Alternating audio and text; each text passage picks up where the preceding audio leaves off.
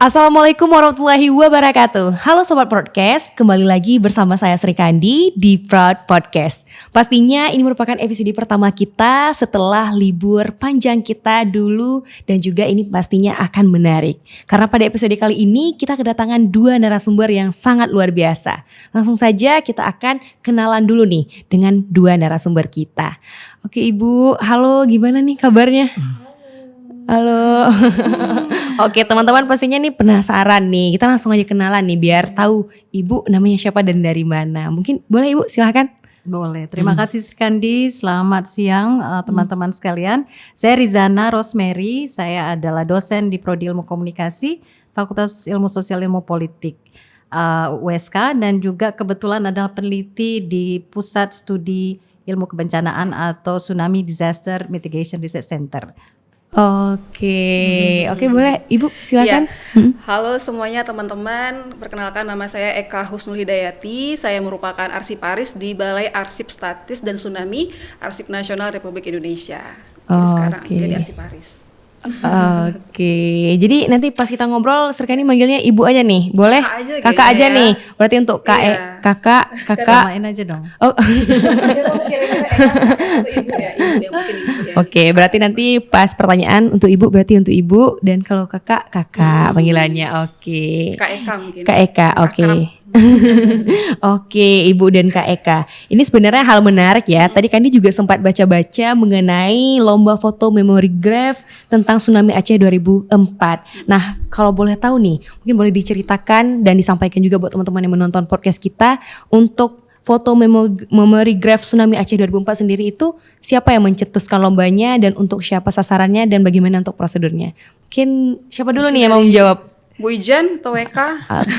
Eka nanti nambahin ya. Oke, baik. Silakan Ibu. Oke, jadi terima kasih pertanyaan Sri Kandi. Ini menarik ya.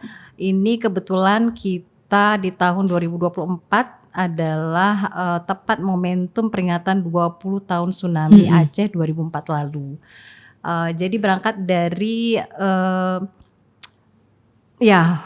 hal napak tilas ya, melihat ke belakang 20 tahun yang lalu, kita berapa lembaga tuh ingin melakukan refleksi gitu. Jadi kami melihat pentingnya ada memori dalam bentuk foto itu bisa dikenang dan disimpan orang lebih lama gitu kan. Selama ini kan yang ada itu adalah dalam bentuk yang kita lihat di museum tsunami misalnya ya, atau di pustaka dalam bentuk buku, dalam bentuk majalah dan lain sebagainya. Tapi kemudian terpikir perlunya inovasi yang juga sifatnya interaktif, di mana apalagi kan sekarang sasaran komunikasi bencana kita kan sasarannya adalah generasi muda. Iya, benar. Jadi kita memanfaatkan teknologi inovasi berupa aplikasi digital. Jadi makanya muncullah memory graph ya. Dan yang mencetuskan sebenarnya adalah ini ada kolaborasi lembaga. Awalnya sebenarnya didanai oleh mungkin saya tambahkan ya Bu. Jadi kalau untuk awal sekali kenapa ada lomba ini itu kerjasama antara Arsip Nasional Republik Indonesia dan Ciseas gitu. Jadi sebelumnya kita sudah pernah melakukan dari Ciseas ya, melakukan bersama dengan TDMRC melakukan sosialisasi memory graph gitu. Nah akhirnya kita dari dua lembaga ini, ANRI Arsip Nasional dan Ciseas itu berinisiatif untuk menjangkau lebih banyak orang, untuk bisa orang-orang juga berpartisipasi menangkap momen-momen ataupun memori bencana yang ada di kota kita ini. Jadi akhirnya tercetuslah lomba ini dan kita disupport dengan banyak lembaga seperti kata Bu Ijan tadi ya, dari TDMRC Unsia, lalu juga ada Museum Tsunami, lalu juga ada Dinas Kearsipan dan Perpustakaan Aceh, ada Magister Ilmu Kebencanaan juga ya Bu ya. Jadi karena kan ini kita pengen semua orang itu, lebih banyak orang yang akan mengenal aplikasi ini dan semua banyak orang yang akan ikut berkontribusi. Jadi ini kolaborasi yang masif gitu di beberapa lembaga. Oke. Ya, gimana Ibu? Betul. Oke. Iya. Jadi walaupun secara ini fundingnya memang dari BASD sendiri ya, dengan CEAS ya, bersama sama CEAS. Jadi dan awalnya itu dimulai dari pelatihan ya. Sosialis workshop ya Bu ya. Jadi tim dari Jepang yaitu di lead oleh Prof Nishi. Prof Nishi dari lembaga CISEAS. CISEAS itu singkatan dari Center for Southeast Asia Studies yang berpusat di Kyoto. Beliau ingin membekali karena mereka sudah punya pengalaman ya, bukan bergelut ya, maksudnya memahami atau belajar untuk mitigasi bencana itu sudah lebih awal dari kita barangkali ya, apalagi untuk istilah tsunami. Dan mereka merekam, mendokumentasikan semua pengalaman itu, pengalaman baik yang sifatnya fisik maupun fisik itu dalam berbagai hal, sama seperti kita, seperti museum gitu ya, seperti arsip. Dan yang paling terbaru adalah yaitu terpikir dengan memanfaatkan teknologi gitu. Dan bekal pengalaman atau aktivitas yang sudah mereka lakukan di Jepang itu mereka ingin share di sini, dan momentumnya diambil 20 tahun tsunami gitu. Jadi makanya kemudian mereka menggait BAST dan kemudian BAST juga bekerja sama dengan TDMRC karena kami melihat ini ke 4 atau 5 lembaga nih. 4 lembaga usia ya Bu ya, karena TDMRC dan MIK di bawah usia. Jadi ada USK, ada Museum Tsunami, ada BAST, satu lagi adalah Dinas Pustaka dan Arsip ya. Iya, Provinsi Aceh. Provinsi Aceh. Nah, ini adalah lembaga-lembaga yang memang fokusnya concernnya adalah terkait dengan dokumentasi gitu. Jadi baik arsip, baik display pameran, foto. Nah, jadi kerjasama itu melibatkan lembaga ini tujuannya adalah untuk memaksimalkan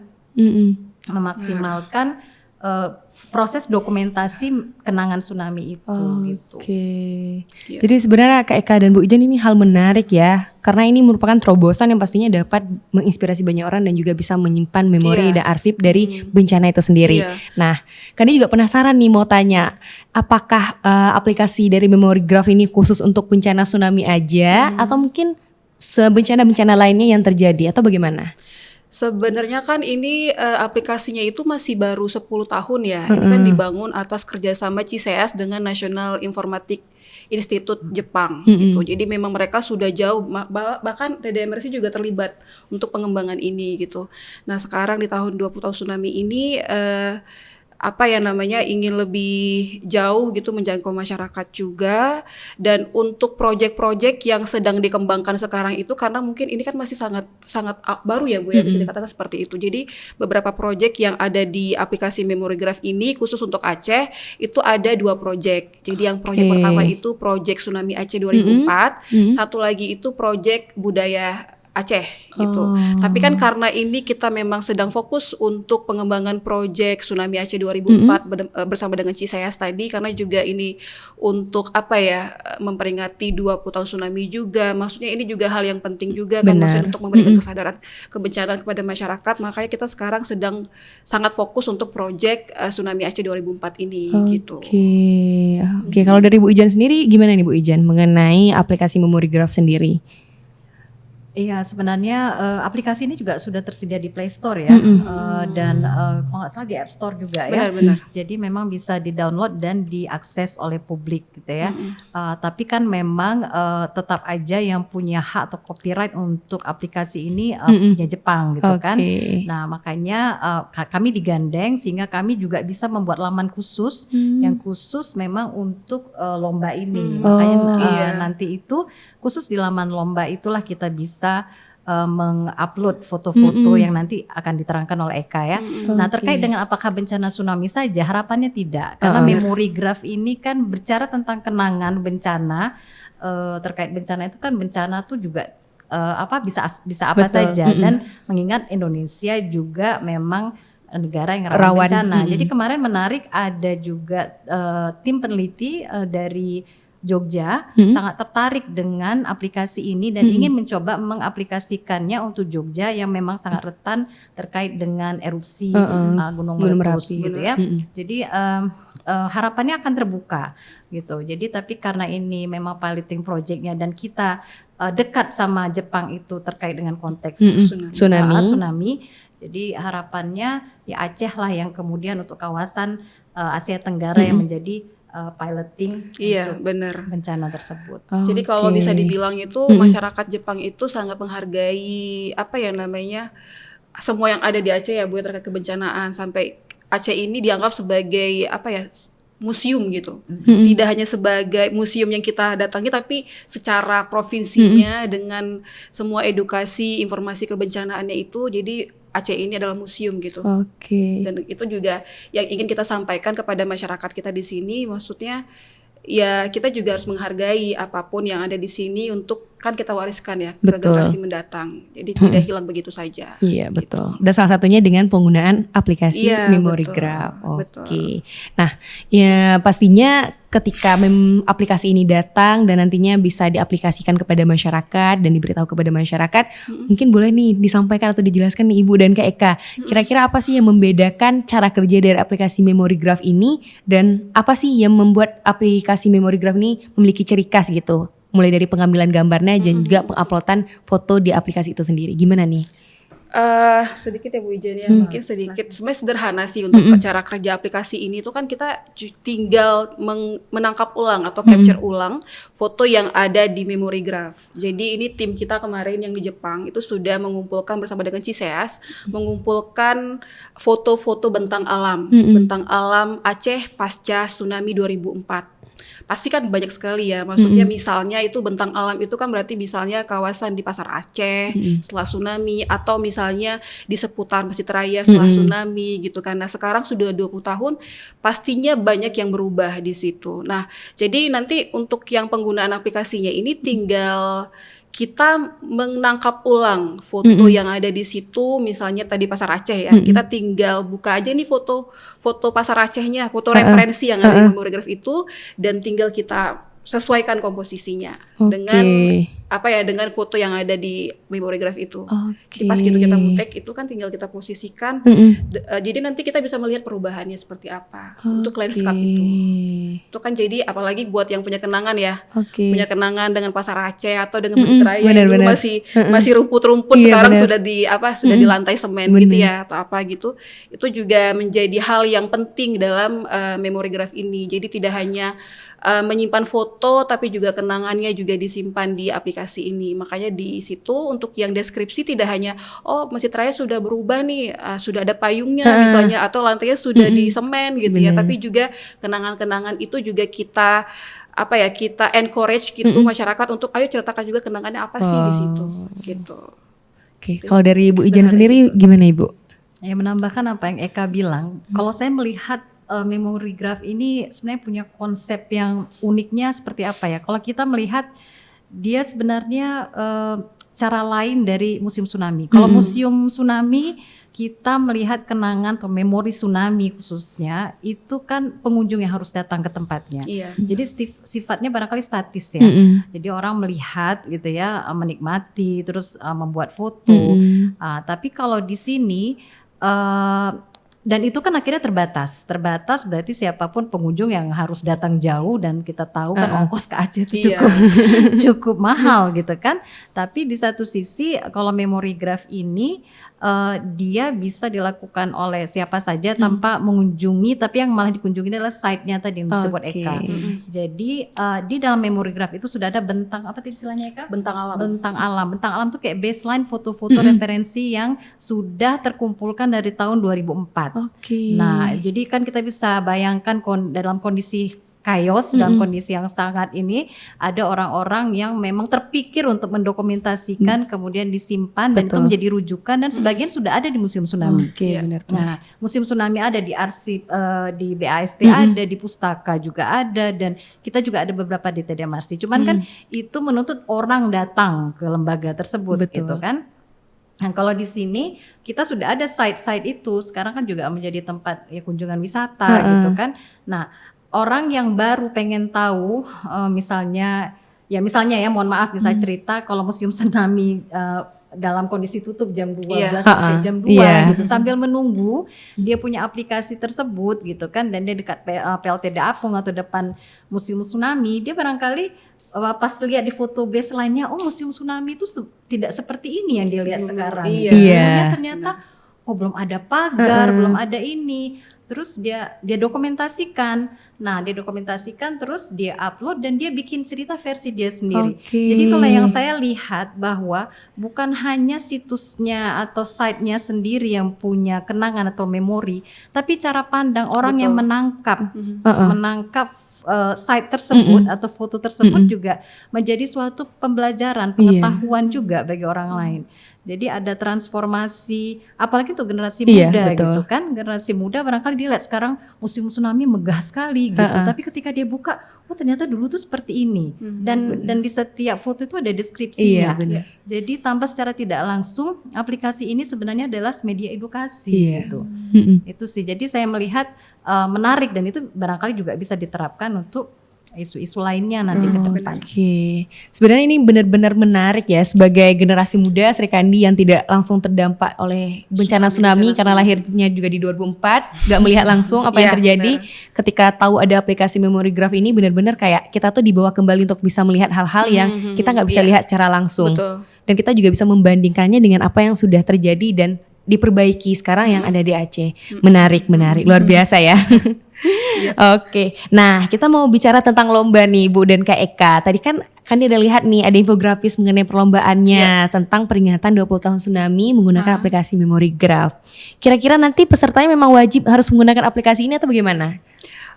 Jadi kan untuk lomba ini mungkin juga teman-teman yang dari tanggal 5 November ya Bu ya sudah kita sebarkan informasinya ini, ada yang sudah tahu gitu. Jadi ada 2 kategori lomba yang kita buka gitu. Yang pertama itu adalah lomba foto referensi Memory Graph.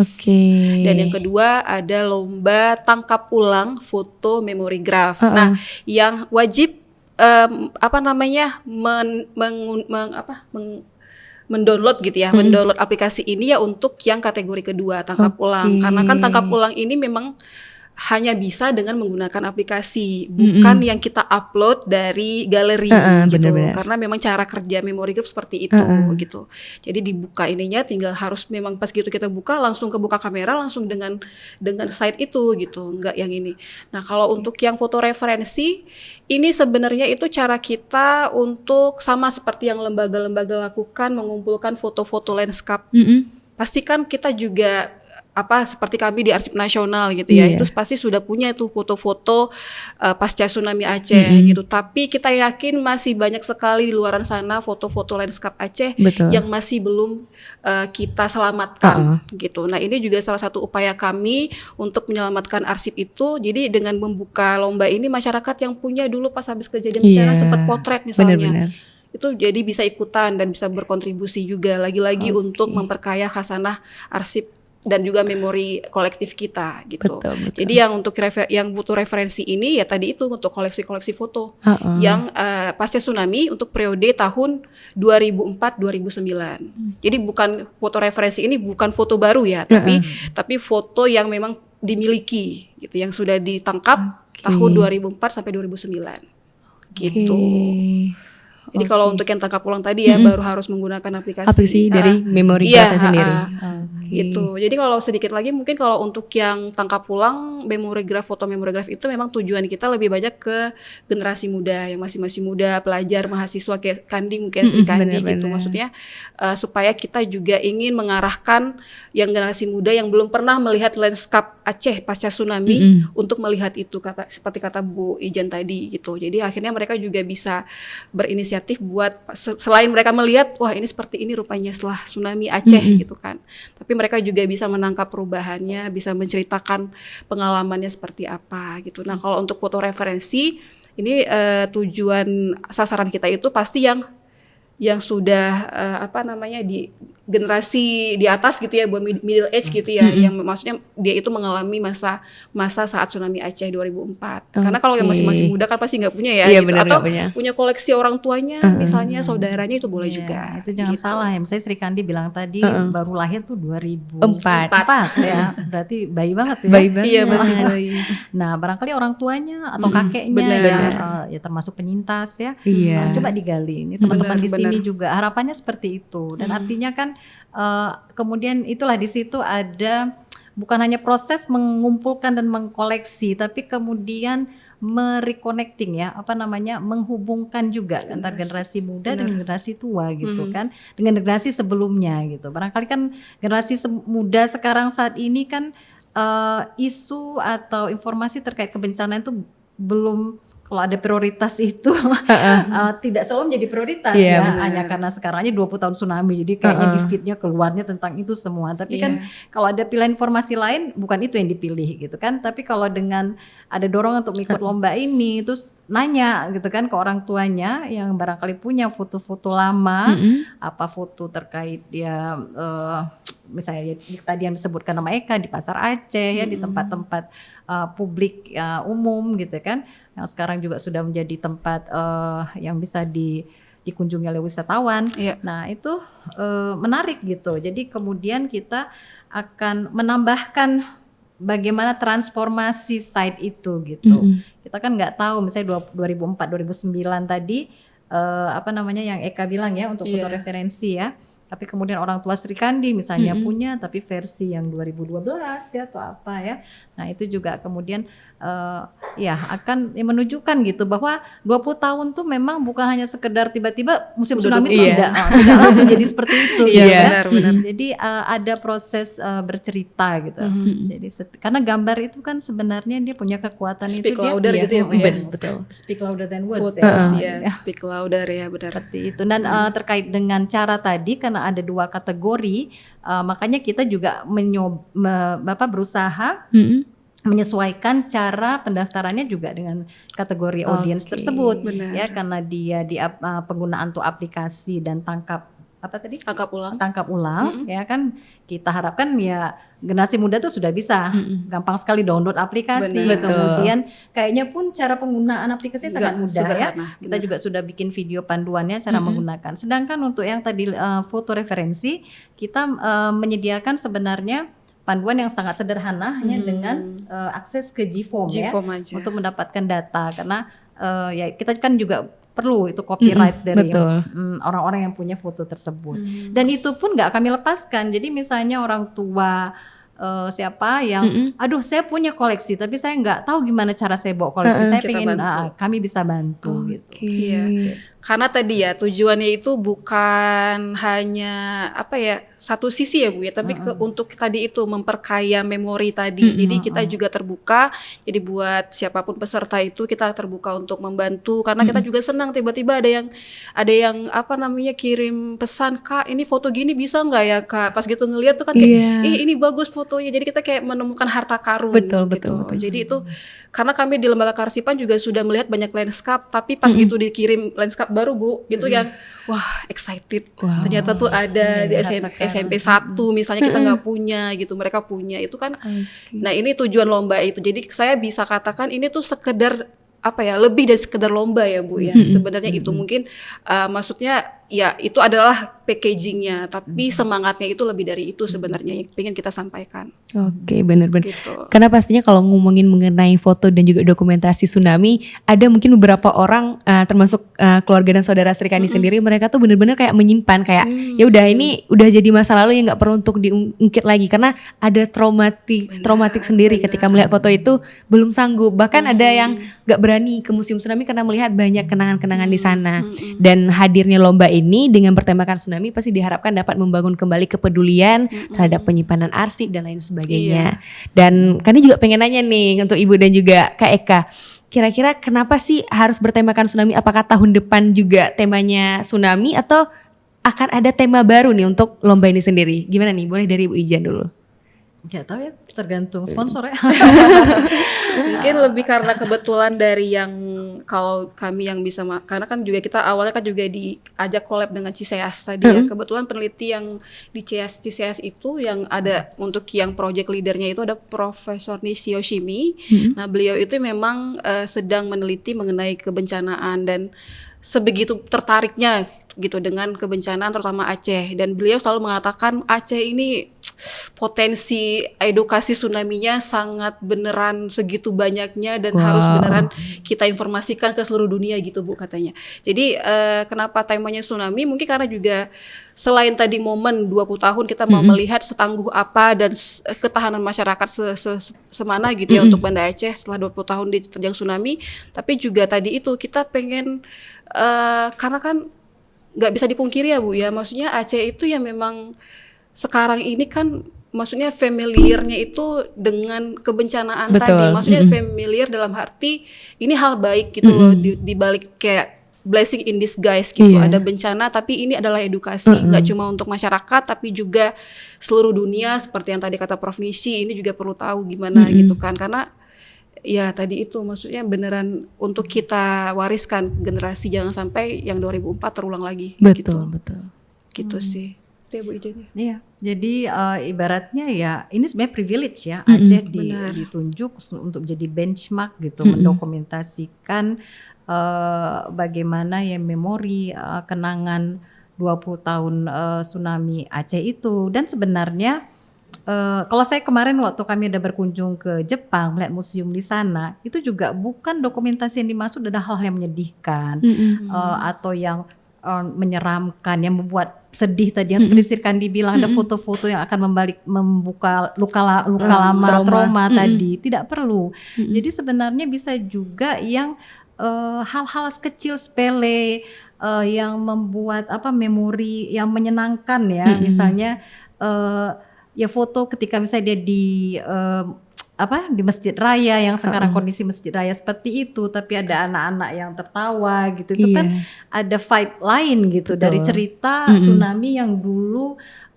segitu banyaknya orang dan ada yang air yang susut gitu kan.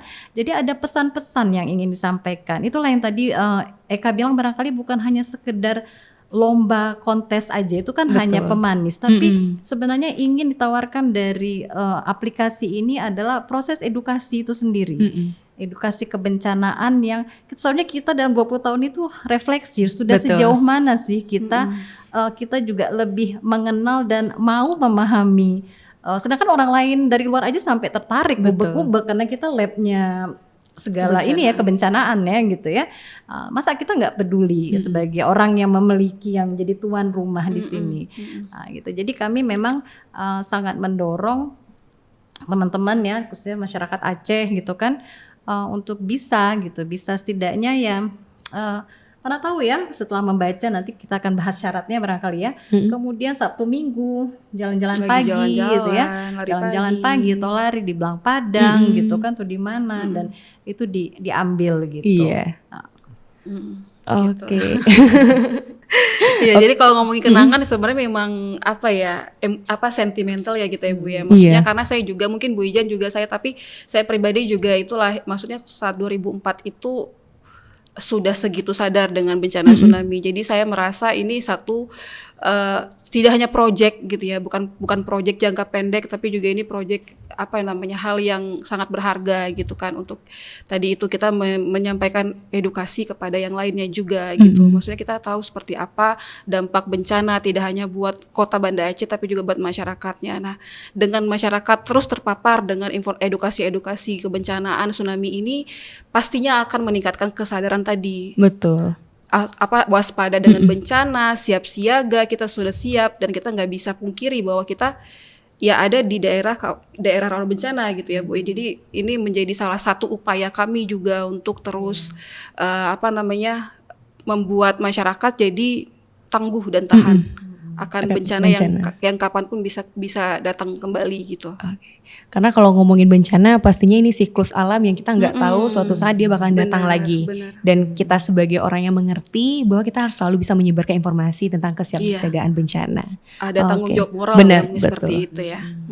Oke, ini teman-teman yang menonton kayak penasaran nih. Kita langsung aja ke bagian kira-kira persyaratan untuk ikut lomba gimana nih Bu Ijan dan Kak Eka. Mungkin boleh Ibu Ijan dijelaskan, karena pasti yang nonton ini kapan nih dijelasin syaratnya, kami mau ikut nih, bingung nih harus dari mana dulu. Iya, mungkin kalau misalnya untuk yang syarat itu kan tidak terlalu ribet gitu ya, karena kan untuk yang lomba ini itu terbuka itu buat masyarakat umum. Jadi siapa aja dari kalangan mana saja, untuk yang umur dari yang paling muda sampai yang sudah lansia silakan berpartisipasi. Nah, untuk yang cuma itu syaratnya. Kalau untuk yang eligibility dari yang pesertanya gitu. Jadi siapapun bisa ikut ya. Nah, untuk tadi itu paling untuk kategori lombanya ada 2 kategori. Untuk yang lomba foto tangkap ulang foto Memorygráf, nah itu harus mendownload aplikasi Memorygráf. Karena memang cuma bisa ditangkap ulang menggunakan aplikasi. Ya nggak bisa dari galeri ya. Mungkin itu bisa jadi masukan juga. Mungkin di lain kesempatan. Nah, kalau untuk lomba foto Memorygráf ini yang paling penting itu tadi selain mendownload aplikasi, terus juga mengambil foto sesuai komposisi itu paling penting. Jadi kita kan bisa melihat misalnya titik Masjid Raya tuh yang kubah pertama harus pas gitu. Jadi karena itu untuk bisa memastikan bahwa landscape di sekitarnya itu juga terekam. Jadi nggak bisa yang berbeda karena tujuannya itu untuk merekam itu. Jadi kenapa nanti pas kita ngambil foto dengan Memorygráf itu ada semacam pas kita buka kamera itu kayak ada bayang-bayang dari foto referensi. Itu akan memudahkan kita untuk memposisikan kamera. Nah, itu juga kalau misalnya nanti nggak pas, berarti itu kan ada upaya kita ya Bu ya untuk bisa mencari posisi yang pas. Selain tadi mencari lokasi juga itu hal yang penting juga gitu. Nah, setelah itu deskripsi juga penting. Jangan lupa juga untuk tanggalnya ya. Tanggal pasti di tanggal kapan diambil dan deskripsi yang paling penting. Selain untuk diterangkan mengenai perubahan-perubahannya gitu. Misalnya sudah ada pohonnya, sudah ada pemugaran dan sebagainya, tapi juga kenangan yang ada di situ bisa disampaikan gitu. Itu paling penting juga itu menjadi nilai plus para dewan juri untuk menilai foto ini nanti mendapatkan reward gitu dari lomba ini. Nah, untuk yang foto referensi ini syaratnya itu yang penting adalah dia adalah koleksi foto bentang alam Aceh atau landscape.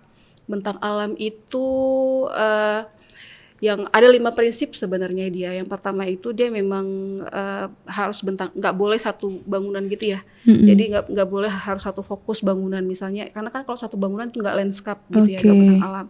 Terus juga dia yang bisa diidentifikasi lokasinya itu penting juga.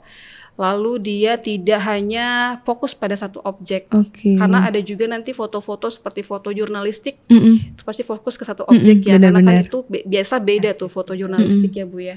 Dia ada cerita, misalnya foto relawan di foto, tapi di belakangnya ngeblur. Nah, itu tidak masuk ke kategori ini, ke kriterianya untuk foto referensi. Lalu juga fotonya itu boleh hasil alih media, karena mungkin zaman dulu fotonya sudah dicetak, sekarang boleh di scan. Di scan. Gitu ya, alih media ya di scan gitu. Dan dia itu nggak boleh foto dalam ruangan. Kan landscape ya, kita harus memahami ya bentang alam berarti tidak boleh dalam ruangan gitu. Karena takutnya ada yang salah paham ini foto tsunami Aceh itu bisa apa aja, tapi kita fokusnya ke landscape, ke bentang alamnya. Jadi nggak boleh yang dalam ruangan, nggak boleh fokus pada satu objek, tidak boleh yang cuma foto jurnalistik gitu ya. Lalu dia juga tidak boleh foto dari atas, dari drone gitu. Dan tidak boleh foto yang mengandung grafis, misalnya ada korbannya gitu, itu nggak boleh juga. Biasa kan kalau dulu saat penyelamatan masa tanggap darurat kan itu pasti ada foto-foto landscape yang kelihatan korban-korbannya. Itu juga kita tidak masuk kriteria untuk foto referensi ini gitu. Nah, paling cuma itu sih yang paling penting. Ada 5 prinsip tadi ya Bu ya. 5 prinsip yang nanti foto referensi. Ya karena kayaknya walaupun kok di musim tsunami bisa kita lihat foto-foto yang ada korbannya gitu ya. Tapi kan itu tadi karena ya konsepnya tadi, kalau ini kan akhirnya lebih outreach-nya tuh publik yang bisa akses dan bisa melihat ini kan juga. Dan memang kan ada juga kode etik ya dalam membuat foto-foto terkait referensi. Jadi kalau tadi yang menambahkan sedikit yang Eka sampaikan, jadi kalau tangkap ulang itu kalau dia memang harus percis sama, saya ingat tuh anak-anak muda sekarang kan suka ngambil foto yang before after. Before after gitu kan. Jadi sebenarnya konsepnya seperti itu gitu. Nah, jadi ya kalau yang gitu aja kalian bisa sampai gayanya gini loh. Aduh, benar-benar. Harus di set. Kalau ini malah sudah terset oleh di Dan aplikasi diarahkan. itu sendiri. Iya. Karena dia memang ketika kita buka sudah ada fitur kameranya, dan seperti tadi ada titik-titik titik-titik Oke. bayang-bayang foto aslinya gitu. Tinggal diikuti aja nih posisinya. Oke, sebenarnya menarik ya. Udah kayak fotografi wisatawan nih jadinya. Betul lah. Mm-mm. Jalan Dan sambil merekam. untuk wisatawan juga pas datang ke Aceh, mereka bisa jadi salah satu hal menarik gitu ya untuk dijadikan foto gitu. Bukan hanya foto biasa, tapi juga ada yang dilihat gitu. Wah, ternyata sebelum sebagus ini Masjid Raya pernah seperti ini Iya, gitu. benar. Menarik. Iya, mungkin satu lagi ya untuk foto referensi ya. Mungkin yang paling penting juga ini karena kita juga menghargai karya milik orang lain ataupun koleksi milik orang lain. Ini juga harus bisa dipastikan bahwa foto koleksi ini, koleksi bentang alam ini itu adalah orisinil milik pribadi. Oke. Milik pribadi, apakah ditangkap ulang atau misalnya punya paman, punya tante, punya ayah, punya ibu atau punya kakak yang pernah menangkap ulang, tapi udah bisa dipastikan itu koleksinya memang milik pribadi gitu. Nanti kita juga ada ada syarat untuk mengisi surat pernyataan orisinalitas gitu. Jadi kita itu untuk menghindari foto-foto yang diambil di internet misalnya atau milik orang lain ya itu juga itu kalau misalnya nanti kita kedapatan dari penyeleksian itu akan masuk ke digugurkan ya Bu ya, gugur gitu. Berarti langsung di backlist nih. Benar. Tapi ada beberapa foto yang memang sudah ada watermarknya kan. Oke. Kalau itu, Gitu. kalau itu kan dibolehkan misalnya tadi kan di scan ya, misalnya Iya. foto itu, tapi ada itunya Silakan. dibolehkan. Oke. Nah, untuk waktunya sendiri nih Bu, kapan nih deadline dari perlombaan ini? Dari tanggal kapan ke kapan nih? Iya. Bu Ija mau jawab atau saya boleh? Tambahan Ya, ya, boleh ya. tambahan. Tambahan Jadi silakan. kalau nggak salah saya kita kemarin tanggal 5 itu memang juga langsung dari tim SEAS datang ya untuk sosialisasi secara terbuka umum untuk publik, dan itu dilakukan secara hybrid ya, Ya. online dan offline, dan alhamdulillah dihadiri sampai berapa ratus peserta? Ada sekitar 500 500 dan bukan hanya untuk di Aceh saat itu karena juga ya tersebar ya di seluruh Indonesia yang tertarik. Walaupun ketika kemudian di sesi siangnya ada langsung praktek langsung ya, di mana peserta yang onsite itu diajak untuk langsung mempraktekkan cara penggunaan memorigram itu, memorigraf. Kemudian setelah tanggal 5 itu langsung itu otomatis dibuka lomba ya, lomba foto. lomba hingga tanggal 22 besok ya kalau nggak salah. 22 November. 22 November ditutup karena kemudian nanti ada proses seleksi sebelum diserahkan untuk ke Dewan Juri di awal Desember ya. Desember. Iya. Pengumumannya kalau nggak salah tanggal. Untuk pengumuman tanggal 5 Desember nanti itu memang akan kita keluarkan keputusan Kepala Arsip Nasional untuk pemenangnya gitu. Jadi ini sudah nanti resmi ya Bu ya. Jadi resmi, dan untuk pembagian hadiahnya, untuk reward untuk yang sudah tangkap pulang dan juga sudah mengirimkan koleksi foto referensi untuk memorigrafnya itu akan kita undang di puncak acara yang diadakan Arsip Nasional itu di AAC tanggal 5 Desember. Oke. Tanggal 11 Desember Tanggal 11 Desember 2024. Jadi di situ nanti akan kita serahkan dengan keputusan dari Kepala Arsip Nasional. Itu sebagai penghargaan ya. Nah, itu artinya kalau bicara ngomong Arsip Nasional yang langsung memberikan kredit ya, memberikan penghargaan Dewan Juri yang memutuskan, tapi kemudian ibaratnya di-approve atau disahkan oleh Arsip Nasional, artinya sebenarnya kompetisinya itu skala nasional. Benar. Walaupun konteksnya yang kita lakukan adalah di lokal gitu. Jadi kan menarik sekali nih kalau teman-teman ya bisa mewakili siapa, kayak namanya Sri Kandi. Aduh. Gitu ya. Sri Kandi pemenang lomba memorigraf. Gitu loh.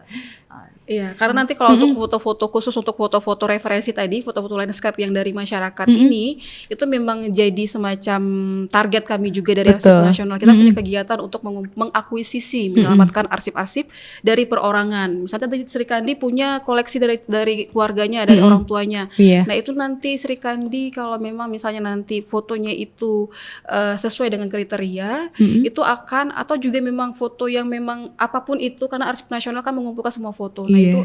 itu Sri Kandi berkontribusi untuk menambah khasanah di Arsip Nasional Republik Indonesia. Wah. Gitu. Jadi nanti kita Arsip Nasional ini kan dia menyelamatkan arsip ya, termasuk foto gitu ya. Dan kami khusus di Balai Arsip Prestasi dan Tsunami itu untuk arsip-arsip tsunami. Jadi nanti pemilik foto, pencipta arsip itu akan terus ada namanya di Arsip Nasional sebagai penyumbang memori bangsa gitu.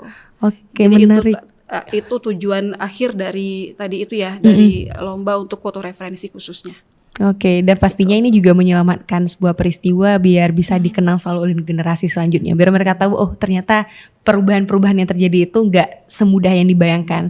Ada hal-hal yang memang harus diusahakan dan juga diberdayakan oleh pemerintah. Iya, betul. Luar Saya biasa. ingat kata Sri Kandi tadi, pertanyaan Sri Kandi. Jadi apakah tiap tahunnya temanya ini? Jangan salah, kita tahun depan juga akan memperingati 20 tahun perdamaian Aceh. Wow. Mana tahu kemudian Benar. Aceh mensponsori lagi. Karena itu masuk ke Versi ini lomba juga kita kedua. ya, Iya, benar. masuk ke Bagian arsip bagian kearsipan itu juga Iya. masuk ya. Itu juga ini semacam apa ya, kalau kata Ibu stepping stone gitu ya Bu ya. Jadi ini awal pilot project sekali, harapannya ini panjang untuk untuk kebutuhan informasi, edukasi buat masyarakat dan juga generasi mendatang. Dan ketika daerah lain gitu ya, atau bahkan negara lain, walaupun Jepang ya yang menginisiasi, tapi ketika daerah lain juga mengikuti ya apa ya tadi yang sudah kita lakukan, artinya kita menjadi benchmarking kan untuk bagaimana mendokumentasikan kenangan Suatu peristiwa. suatu peristiwa dengan cara yang inovatif. Betul. Gitu loh ya. Jadi kita tidak melihat lagi suatu bencana itu sebagai yang yang menyedihkan saja, tapi ada banyak sekali pembelajaran kita bisa lihat cerita-cerita. Iya, betul. Jadi dari awal sampai akhir kayak kan didengar Aceh ini unik sekali sebenarnya Bu ya. Ada banyak hal yang kalau di mata orang mengingat bahwa Aceh ini identik dengan bencana alam, identik dengan konflik dan lain sebagainya. Tapi dengan hadirnya salah satunya aplikasi Memorigraph, mungkin ini bisa menjadi satu warna baru untuk Aceh, bahwa Aceh tidak semengerikan dan semenyeramkan yang dipikirkan. Iya. Oke. Blessing in disguise ya. Benar. Lagi. Ya, gitu. Oke. Dan ya Kandi pribadi dan juga mungkin teman-teman yang menonton penasaran nih untuk tagline lombanya sendiri ini apa ini Bu? Boleh diceritakan untuk tagline lombanya dari Memorigraph ini sendiri dalam rangka 20 tahun tsunami? Tagline gimana nih ya? Jadi kalau untuk lomba foto kita itu lomba foto Memorigraph Aceh Tsunami Aceh 2004, kita punya tema itu merawat memori bencana. Oke. Gitu ya. Nanti mungkin kalau untuk yang informasi lebih lanjut itu bisa nanti langsung ke Instagram Andri BAST, ke Instagram TDMRC juga, ke Instagram Museum Tsunami Aceh juga, Arpus Aceh juga, silakan. Humas provinsi juga mendukung kita. Jadi nanti kalau misalnya ada yang kurang dimengerti, dipahami bisa langsung ke ke masing-masing akun Instagram tadi. Jadi banyak nih ya pusat informasinya Bu ya, luar biasa Bu ya. Alhamdulillah supportnya banyak ya Bu ya, karena tadi itu ya, maksudnya tujuannya itu memang tujuan bersama juga. Tujuan bersama itu dia tadi. Jadi kita walaupun lembaganya terlihat berbeda dengan tupoksinya dan fungsinya masing-masing, tapi intinya sama tadi. Ingin memperkaya khasanah kenangan ya, memori dan mendokumentasikan foto-foto terkait dengan bencana tsunami Aceh.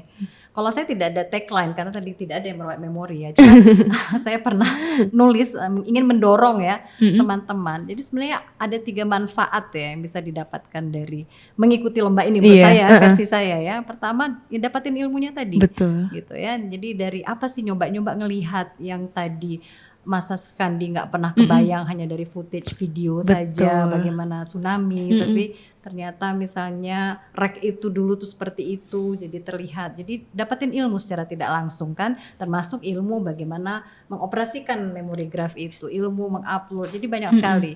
Kedua, dapatin serunya menurut saya. Kan? Jadi serunya itu tadi ya seru kan, misalnya kita ketika foto tangkap ulang tadi harus memposisikan komposisi kamera tentang apa foto yang kita ambil sesuai dengan itu, dan juga serunya kita mendeskripsikan gitu, karena deskripsikan di sini kan bukan hanya tadi tahun ya, tanggal diambil, tapi juga lokasi juga ya, karena ini nanti menariknya lagi aplikasi ini juga akan terhubung dengan GPS. Jadi nanti yang misalnya nggak tahu nih kita ya, misalnya lagi di jalan, nanti kita Buka Klik, map aja gitu ya. langsung terlihat posisinya Jadi di mana. hunting tempat juga gitu. jadi Hunting lokasi. Makanya wow. jadi seperti kayak ada permainan di situ dibuat juga. Jadi tempat-tempat yang barangkali kalau teman-teman hanya ngejar Google Map itu untuk lihat lokasi nongkrong, hangout, tapi ternyata ada tempat-tempat historis di situ yang ada berkaitan dengan tsunami. Dan ketiga adalah ya dapetin bonusnya. Oh iya benar. Rewardnya gitu dapetin ya. rewardnya gitu Iya. ya.